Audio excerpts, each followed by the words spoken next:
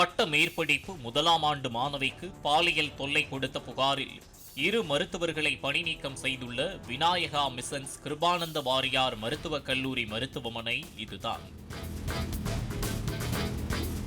Salem Vinayaka mission Kirupananda Variyar மருத்துவக் கல்லூரியில் பட்ட மேற்படிப்பு முதலாம் ஆண்டு படித்து வரும் மாணவி ஒருவருக்கு அங்கு மருத்துவ உதவி பேராசிரியர்களாக உள்ள ராம்குமார், சுரேந்தர் ஆகிய இருவரும் தொடர் பாலியல் தொல்லை கொடுத்து வந்ததாக பாதிப்பிற்கு உள்ளான மாணவி அந்த மருத்துவக் கல்லூரி நிர்வாகத்திடம் புகார் அளித்தார்.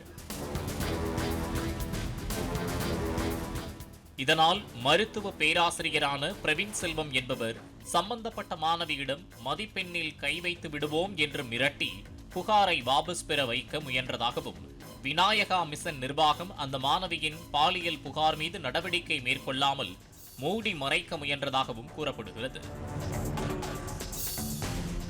இதனையடுத்து தனக்கு நேர்ந்த பாலியல் கொடுமைகள் குறித்து கடந்த மாதம் 7ஆம் தேதி அந்த மாணவி அப்போதைய மாவட்ட ஆட்சியர் அருண் தம்புராஜிடம் புகார் அளித்தார். அதில் அந்த மருத்துவக் கல்லூரி மருத்துவமனையில் தவறான மருத்துவ சேர்க்கைகளும் நோயாளிகளுக்கான ஆவணங்களும் பராமரிக்கப்படுவதாகவும், உரிய மருத்துவர்கள் பணிக்கு வருவதில்லை, சில மருத்துவர்கள் மது அருந்திவிட்டு வருவதாகவும், இதனை மருத்துவக் கல்லூரி நிர்வாகம் கண்டுகொள்வதில்லை என்றும் அடுக்கடுக்கான புகார்களை தெரிவித்திருந்தார். இந்த புகாரை பெற்றுக்கொண்ட மாவட்ட ஆட்சியர் இந்த சம்பவம் குறித்து விசாரித்து அறிக்கை தாக்கல் செய்ய மருத்துவக் கல்லூரி இயக்குநரகத்திற்கு உத்தரவிட்டார். இதனையடுத்து தமிழ்நாடு மருத்துவ கவுன்சில் கடந்த 8ஆம் தேதி விநாயகா மிஷன்ஸ் கிருபானந்த வாரியார் மருத்துவக் கல்லூரி நிர்வாகத்தை உரிய ஆவணங்களுடன் விசாரணைக்கு ஆஜராகுமாறு அழைப்பாணை அனுப்பியது. 30 நாட்களுக்குள் உரிய விளக்கம் கேட்கப்பட்ட நிலையில் அந்த கால அவகாசம் கடந்த நிலையிலும் உரிய விளக்கம் அளிக்கப்படாத நிலையில் பாலியல் புகாருக்கு உள்ளான ராம்குமார், சுரேந்தர் ஆகிய 2 மருத்துவ உதவி பேராசிரியர்களை 21ஆம் தேதி பணி நீக்கம் செய்துள்ளதாக விநாயகா மிஷன் நிர்வாகம் அறிவித்துள்ளது.